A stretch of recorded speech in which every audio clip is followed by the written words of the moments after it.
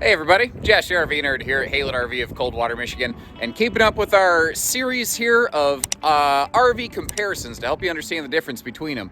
If you've been watching this already, you've already seen where we've compared the Jay Feather to the White Hawk. And if you haven't seen that, I'll leave a link in the video description. I actually recommend maybe just putting a quick break on this video, hit the pause button, check that one out, because what you're going to see here is then the next progression up through the line, going from the Jay Feather to the White Hawk. And now we're going to use the White Hawk as the basis. We're going to move over to the Eagle HT series of trailers. And very much like that video, most of this video will be spent basically looking at the White Hawk as the base for comparison, and then showing you what you get on an Eagle HT. Like, why does an Eagle HT cost somewhere between, say, $4,000 to $6,000 more for a similar floor plan? And where I'm getting that kind of comparison figure is today we're going to be looking at the 27 RB White Hawk and the 272 RBOK Eagle HT. They are basically the same floor plan, so I think that's going to make a really good basis for comparison here. So what do they do different, and why does HT cost more, and what do I get for it? Now, they're both very similar. They're going to do a lot. Well, how can I say? They're more similar than they're dissimilar. I'll say that. But they definitely have some very key identifying qualities that will separate the one from the other. And I might get a little bit detailed and minutia based here, but again, like a lot of my videos, I think that if you're really serious about making a big purchase like this, you're going to appreciate the extra information we give. And where they really vary, it kind of stems from what I always call the RV DNA level. White Hawk really kind of started where Jay Feather Ultralight is right now. It was a nice, clean-cut, true ultralight. Kind of simple where it should be, but fancy where it could be. Over the years, though, White Hawk has grown and developed up into what I call an ultralight plus. It's more in that premium category. You've seen me recently compare it to something like the Cougar travel trailers, because I really think that they have a lot head-to-head in common right there. Whereas Eagle HT, it doesn't really have a lot of that historic DNA to worry about. They got to kind of start fresh. And what they wanted here was something in that real premier level, something that even at a glance, it separates itself. You don't even have to know anything about it to know that it's something special or different. Now, we're actually going to start today by getting to the bottom of things. What I mean by that is the chassis. Remember, White Hawk's history is that of an ultralight. So it's still running on a huck-bolted ultralight Norco chassis. You see where there's that bracketed frame section right there? It's actually multiple frame segments that are huck-bolted together. If you don't know what huck bolts are, they're a really cool thing that is very good at giving you a high-quality result from a fast-produced mass production process. Because basically, you can have those air guns in the factories cranked all the way up to 11, and it's not going to screw nothing up. Because once the screw hits the point of being too tight, it'll shear its own head off. Like a mantis, basically. The idea there being that it gets the correct tension every single time. You don't have to be a skilled laborer to get it right. Now, they will both ride on Goodyear Endurance radials, but one of the other things that you're going to see here, White Hawks, although what I call an ultralight plus, still have a bit of a real focus on weight.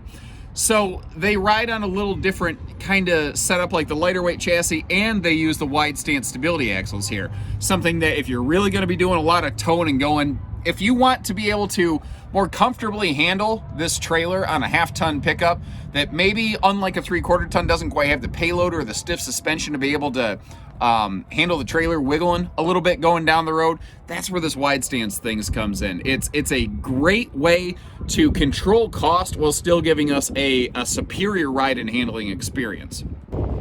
So what about the Eagle? If we're going to get to the bottom of this thing, what are we going to find down there under the skirt? Which, by the way, looking under the skirt's usually a good way to get slapped, but when we're talking camping, it's a really good idea. If you look down here, you see that it's got a traditional I-beam chassis. It doesn't have that funky Norco Z frame. It looks like an eye. That's why it's called an I-beam, naturally. Where they also differ is their suspension system a little bit. Instead of the wide stance stability axles, like you can see where these are not spread apart right here, but you notice what you've got in here is the same type of suspension package that you'd find on an Eagle fifth wheel. You've got a MotorRide CRE 3000 shock dampening system. The reason that they're doing that here is that Eagle HT RVs are less weight focused than a White Hawk. They tend to weigh a little bit more, and as a result, they bounce a little harder going down the road. Well, they wanted to make sure that you had a smooth experience, so they said, fine, we're gonna give it a heavy duty fifth wheel suspension package. You're basically looking at the same kind of suspension on this that you'd find on like a North Point or a Pinnacle, like fifth wheel here at Haylett RV. So that is another one of those real high-end premium features you're gonna find on the HT, not present on the White Hawk, but again, White Hawk has a suspension built and tuned appropriate for its size, its weight, and its intended use in towing. And that's the thing, like all these different campers behind me, they all have a different purpose, they all have a different reason for being, and you sort of see that when you start from the ground up this way. Now, one thing here is they basically have the exact same structure.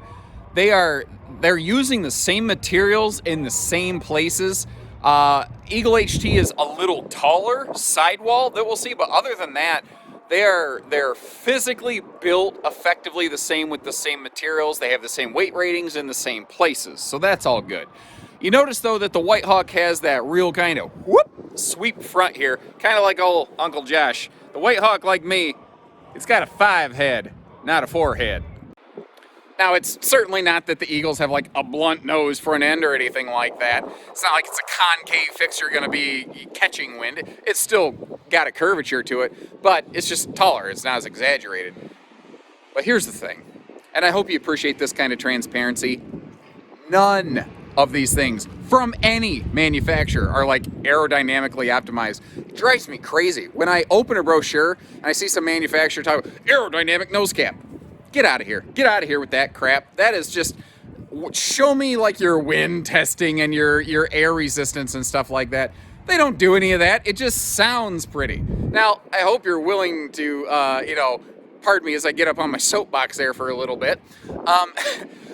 I get annoyed about misinformation in this business. It's why I put so much detail into my videos here at Haylett RV, and I always want to make sure people are getting straight facts. If you appreciate that kind of candor and transparency, please consider following our channel and picking our dealership when it's time to let somebody earn your business. We'd appreciate the opportunity.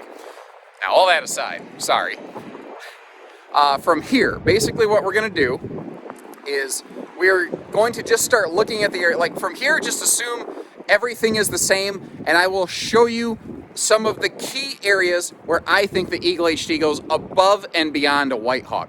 So again, they're very, very similar, and the White Hawk definitely cranks it up to 10. It's just that the Eagle HT goes to 11. And it starts right up front here with these guys. If you notice on their tongue, they are using this very uncommon, unique, I think special tongue tray on the front of the Eagle HTs. I just don't really see this used almost anywhere else in the RV industry. What it can let you do is a little bit of anything you want.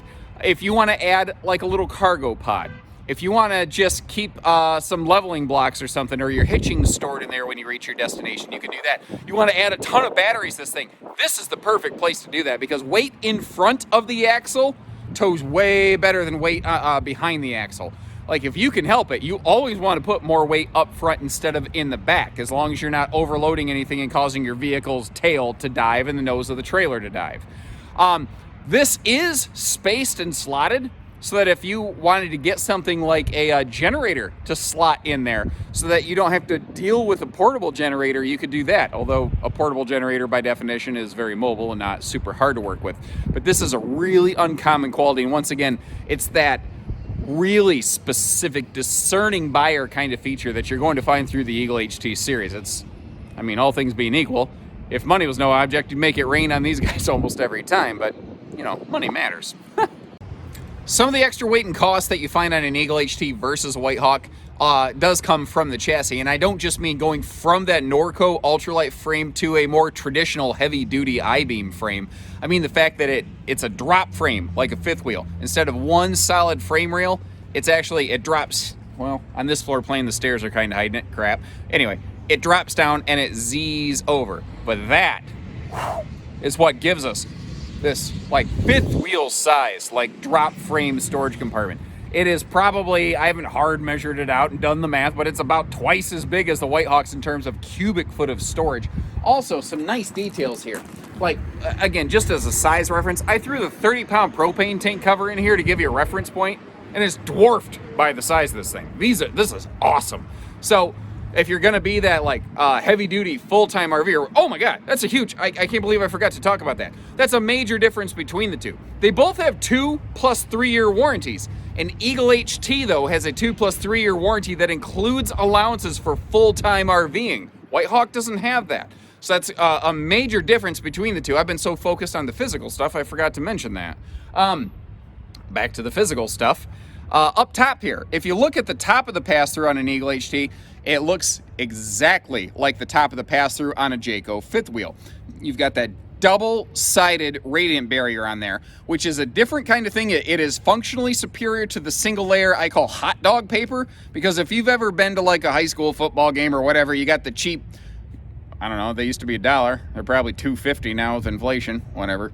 Hot dog that they, you know, they show them cooking on a rotisserie. It tastes like they boiled them in water. You get the idea. It comes in that silvery paper. This stuff is okay. It's fine. It does a good job. It serves a purpose. This is the superior material, though. It is a little more expensive material, but it is the kind of thing that a lot of brands just don't use. Jayco, as a rule, they basically just don't use hot dog paper. They almost always use the superior dual layer stuff. And I say always, almost, just because I'm not aware of anywhere that they use it. It might be possible. I'm rambling. Now, the other side of that drop frame, they have this standardized very nicely on these trailers, has a fully enclosed, privatized, heated, protected docking center, just like a fifth wheel. And that's kind of the thing. If an Eagle fifth wheel and a Whitehawk travel trailer had a baby, this right here, this is what it would look like. Big baby. It's a bit of a fine point, but again, it's those kind of things that we're going to look at here to help you make a decision one way or the other. Hope you appreciate the attention to detail that we put. If we're willing to go to this kind of depth before we've even met you, imagine the things we would do once we do get the chance. Anyway, back here. A Whitehawk, you notice, still has a full tubular bumper. It's actually tubular. It's very nice to be able to like keep your sewer hose stored, things like that. Whereas if you notice the Eagle HT, what they're doing here is they're giving us a rear receiver hitch. So think of Jay Feather's Baby Bear, think of this as Papa Bear, think of Whitehawk as Mama Bear, and you really kind of understand the lineup there a little bit. Whitehawk is very weight sensitive, Eagle HT very feature focused. Sometimes that means heavier weight. Whitehawk kind of rides the line between the two, you know.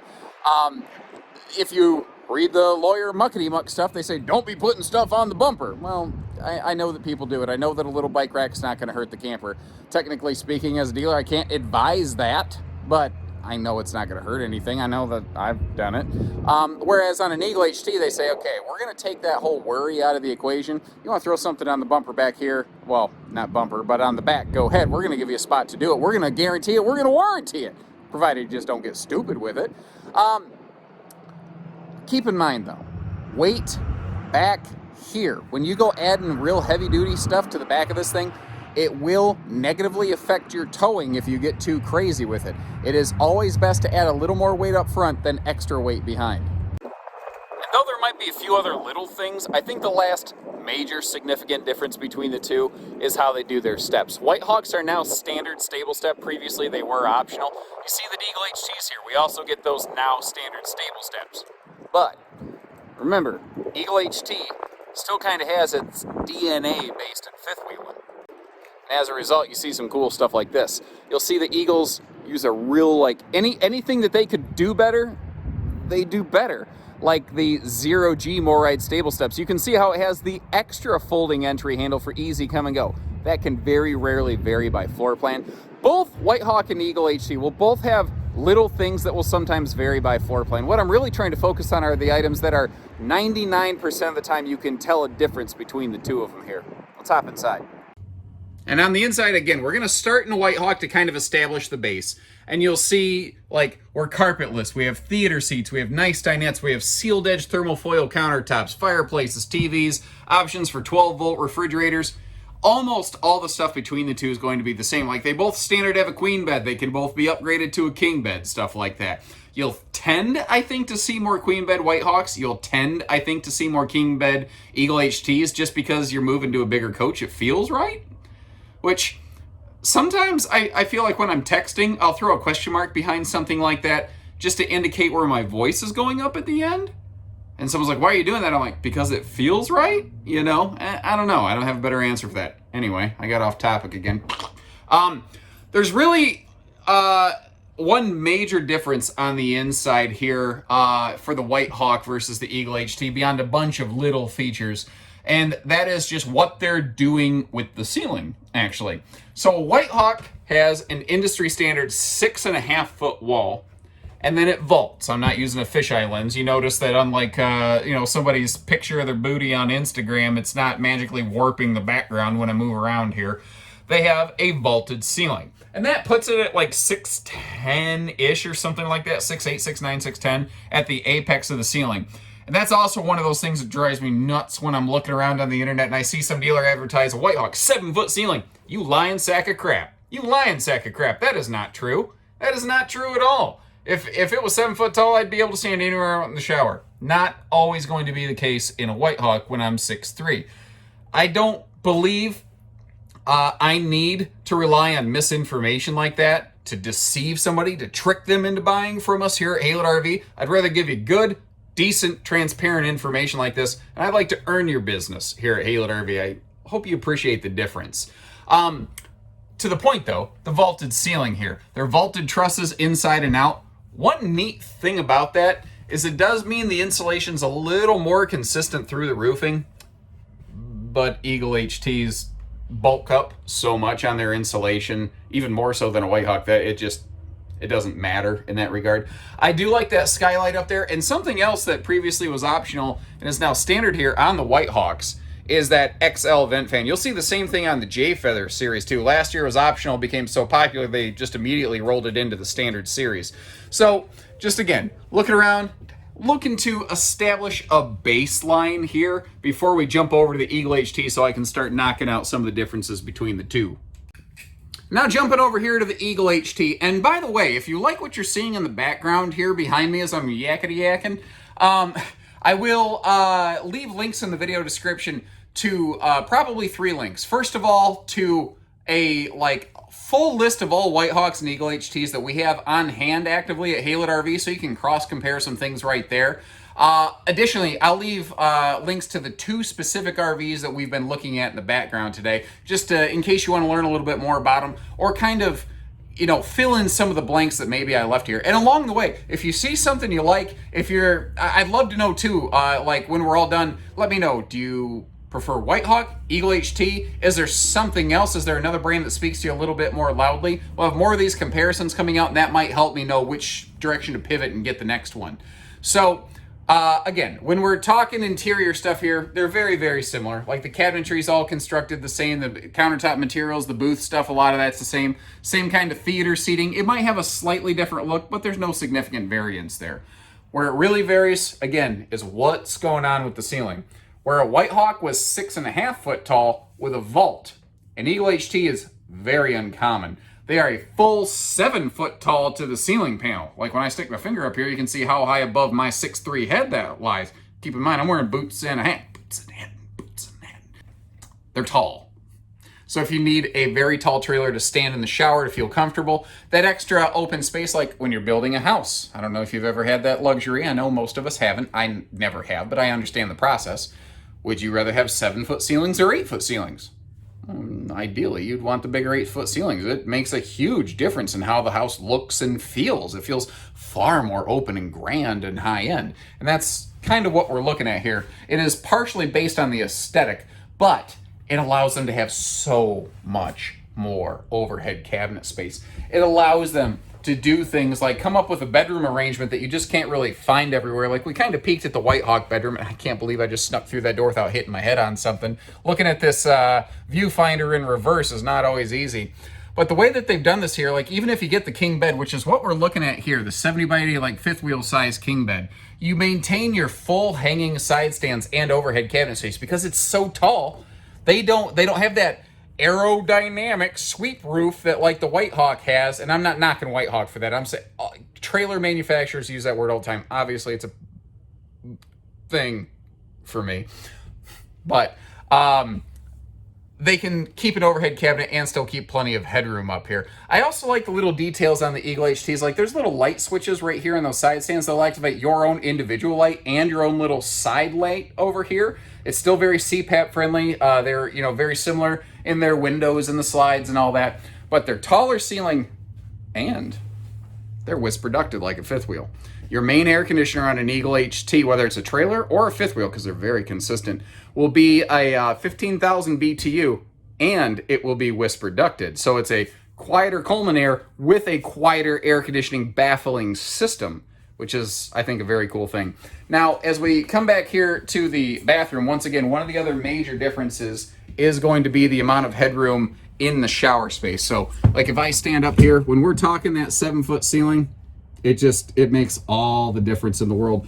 One other interesting thing here is just kind of an eagle doing eagle things. If I take a look at the ceiling with you, I'm trying to go a little slower and frame this up. This is tricky. We've got a weird looking fan. This is a Max Air vent fan, but the thing is this has its own built-in Max Air cover so that the rain can't get in. And you can basically just flip the little thing here and allow the air to flow in or out however you need to. And it's kind of funny how many Eagle features have penetrated through the rest of the Jayco family. Like you've got that, where's the switch here for it? That blue light right there, that Labatt blue light, the shower night light. You've got the backlighting around the mirror. You've got the J Smart lighting, the modern farmhouse decor.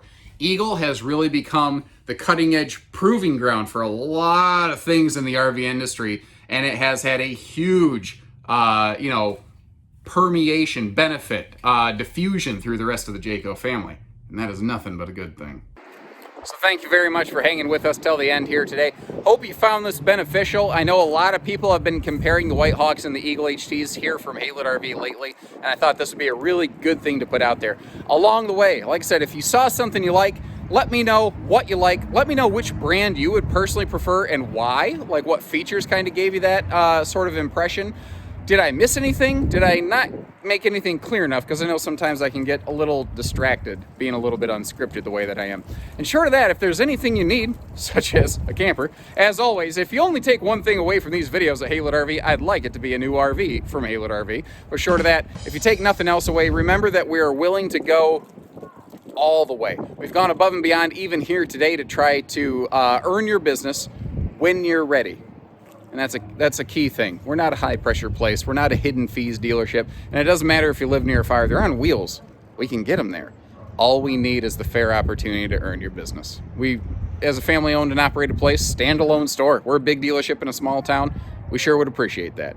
So as always, take care. Stay safe. Have fun. And happy Haylett camping, everyone.